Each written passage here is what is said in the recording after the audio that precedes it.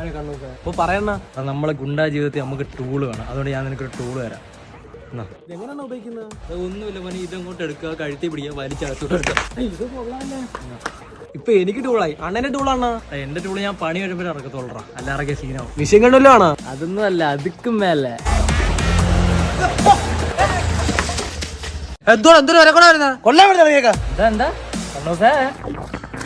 കഴുത്തി പിടിച്ചങ്ങ് എറാവനെ.